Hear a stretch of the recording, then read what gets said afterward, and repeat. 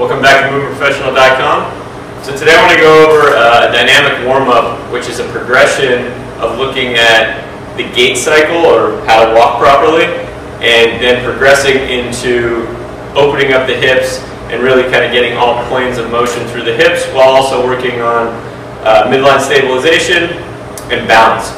Alright, so if we start with just the beginning stage of this, what we want to do is just understand the proper technique with walking and what the feet are doing with that. So it's going to be a heel strike and then a rollover onto the big toe. So right there, we've just got, that's going to be a foundation that carries with us as we get more complex with this. It's a heel strike, rollover onto the big toe. So I'm in a staggered stance here with my right leg planted, and I'm offloading the back leg, and I'm just kind of lightly onto the ball of the foot, getting a rollover onto the big toe. Then this leg's going to come through. Now I'm on one leg for a second, and I'm not going to stride out too far yet. I'm just going to stay close. The heel maybe about an inch or two in front of the other toe. Feet are hip width apart. Alright, so now I'm in a staggered stance. More pressure on this right leg, and just the heel's touching down. And then I shift my weight forward. Now I'm on the left leg, having more pressure, and I've just reversed it, so I'm rolled over onto the back toe of the right foot. Alright? So what's actually happening in a small degree here is I have a little bit of extension and internal rotation in this back leg, and relatively a little bit of flexion and external rotation on the front leg, and that's going to become bigger as we amplify the movement going forward. Alright? So we do that for a little bit, and we gradually progress with getting this knee higher, so now I have a bigger challenge of balance on this right leg, but I'm also challenging the mobility of hip flexion, and then I can use my hands to pull up. So getting the thigh close to the belly actually helps with the mobility necessary to drop into a deep squat. Alright, so I'm working on bringing up hip flexion and increasing that mobility, while at the same time increasing the opposite hip extension mobility. Alright, still working on control and footwork necessary for gait, working on balance. So I'm on an unstable surface here, so that's another added challenge. Do this barefoot if your feet can tolerate it, or progress to barefoot down the line if you need to. Alright, but your feet are important, don't neglect them. Alright, so coming up through there, and then if we turn, the progression now is I want to take a bigger step. When I come down, now I'm going into a half kneeling position. So a good half kneeling position is going to be knee in line with the hip, making sure that I'm in a good pelvic position. Hip bones are parallel or in a horizontal plane with my pubic bone. Alright, so I'm still in this relative external rotation. This is more of a horizontal abduction now, because I've dropped a little bit lower in this front leg. So the knee is going to be out and creating an arch somehow in this foot, whether I want to spread my toes and touch all four corners of the foot to the ground, or if I want to curl and create some toe flexion. Either way, I'm not weight bearing through the inner arch, which will allow me to create a little bit of a rotational force and more of a knee out movement.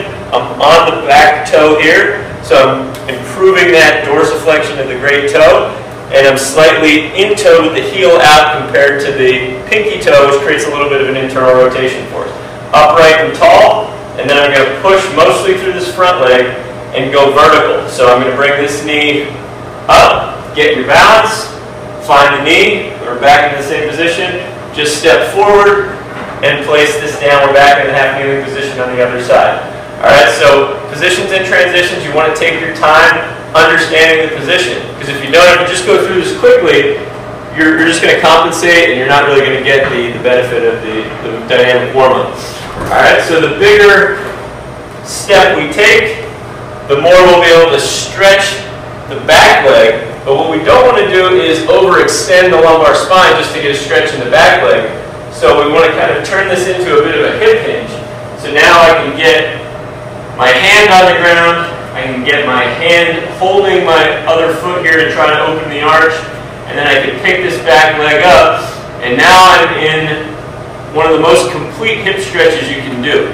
Because if there's 6 planes of motion in the hip, which there are, you're working pretty much all 6 of them, or you have the opportunity to work all 6 of them in just one movement.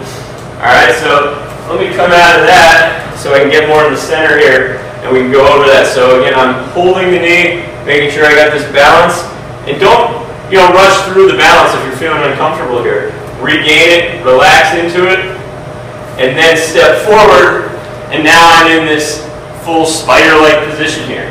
All right, so many things are being worked here. I'm working on upper extremity weight bearing, which would be necessary for a plank or push-up.